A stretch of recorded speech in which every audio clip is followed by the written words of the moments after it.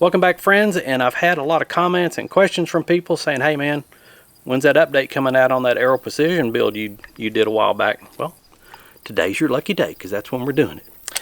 And I gotta tell you, can't be happier with this thing. I've had 0 failures in this weapon. We've had some failures to go into battery and stuff on some cull ammo that I've shot through here that I reload that doesn't case gauge quite right, but that's not the gun's fault. But as far as any factory ammo I've shot through here has worked great, and all my reloads. I first started shooting 147 grain round nose blue bullets, the same load that I shoot in my CZ75 for competition, and they cycled just fine. It just felt like the bolt was just really slow. Everything was happening slow, and so my initial program was I don't want to reload a bunch of different stuff for different guns because I'm lazy. And the 147s work great, but I gotta tell you, 115s work better. We'll talk about that here in just a minute. So like I said, flawless. Couldn't be happier with this gun, especially, you know, for less than $1,250. And it's just as light as some of those high dollar race guns too. And mags haven't fallen out, no misfeeds, failure to go into battery, failure to eject, light primer strikes, nada, nothing. It's all working great. And so let's just go to the top, and we'll go on down the list here real quick. Couldn't be happier with this TACOM 1016 barrel. Some guys that are building some really high dollar in guns, $3,000 and up, using this exact same barrel. And as far as cleaning, hadn't had a problem with cleaning it because it really hasn't needed any cleaning, but a 20 gauge brass brush, 20 gauge shotgun brass brush will go down there just fine. But we're at 3,000 rounds now, and just not enough buildup to mess with. So we'll cross that bridge when we get to it, probably do a video on it. This carbon fiber handguard, also from TACOM, inexpensive, works great. Hadn't had a problem with the screws loosening up. The blast shield here for your hand, you know, you have to worry about that because you can see we've got some exhaust and so forth. I've been experimenting on exactly where I'm going to put this. I started out with it way out here, and now I'm kind of moving it back, and I'm getting into a more compact position with the gun up here rather than like this, and which is something we're working on today, getting used to it. But you can move this blast shield anywhere you want, so it really doesn't matter. So that's what we're working on. Front end of the gun, perfect. Put a Holison 510 on here. Bought a little rubber cover for it, you know, off of Amazon, and shake away technology. Don't have to worry about batteries. Got a nice big window. I can see everything that I want, and gotta recommend it. Not a whole lot of money, works perfectly. I talked about when I built this thing that I thought it was really important to have the main components all from one manufacturer. Lower, upper, bolt carrier group, all Aero Precision, matches perfectly, runs perfectly together. If you're going to build one of these things, you don't have to buy Aero Precision. I would suggest to anybody you buy it all from one company. I think your life will be a lot better.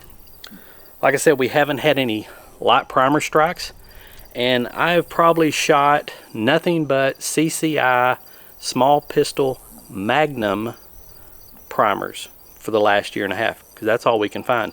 We've chronographed those things. There is no difference. We've had no problem with light primer strikes through the pistol or this. So if you come across some primers, you haven't been able to find any, small pistol Magnums will work just fine. Trigger, we've got this CMC trigger here, built in Texas.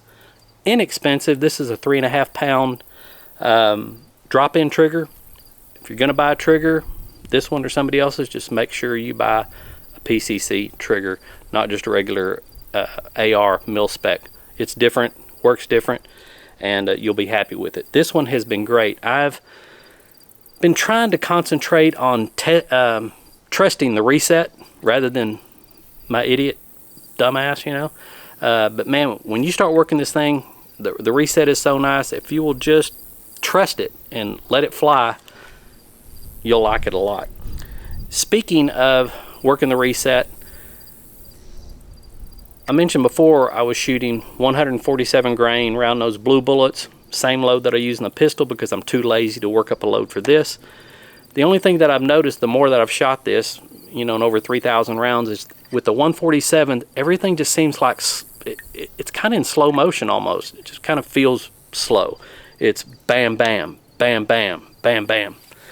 So I experimented with some 124s, really didn't notice any difference at all. Went to some 115s, like night and day between the 147. No difference in recoil because this KinShot hydraulic buffer works really good paired with this JP spring. I haven't had to tune it at all, no matter what weight bullet I'm running through here. And you know, our power factor is 135 on this. I'm shooting about 140, and everything's been great. But I've noticed that when I'm shooting with the 115, you know, it's more like bam, bam, it's straight back, and the dot doesn't seem to move as much. So if I'll just work on trusting that reset a little more and letting that second shot fly, then I think I'll be a lot better off. But PCCs, yeah, you can shoot 147s, but it's better if you shoot something lighter. And that's just been my experience. Magpul furniture, working great. You can see the magwell on this thing coming from the factory. I think it's pretty good. I just don't think you know, need to put anything else on there.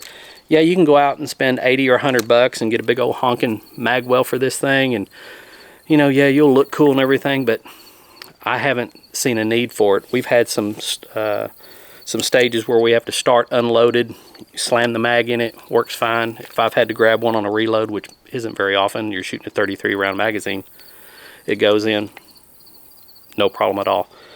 This thing hasn't dropped any mags by accident. I shoot with a couple people about every other week, 2 or 3 times a month, and it's just constant. Mag's not working, the mag's falling out, mag's not seating. Hadn't had a problem with that. We're running Glock magazines. I've also got some Magpul magazines, just no problem. So this thing has worked just as designed. So that's kind of where we got it right now. This thing has been just flawless. I just love it. Of course, I carry my Diamondback DB9R there in the other pouch in the bag for backup, but so far it's just been hanging out there in the bag. That's all it does. So if you got any comments or questions, please feel free to put them down there below. If you've had any concerns or different experience with this type of build with the Aero Precision, let us know too. Share with the class. It'd be all great. So until next time, keep that gun pointed, safe direction, and we'll see you out on the range. Adios.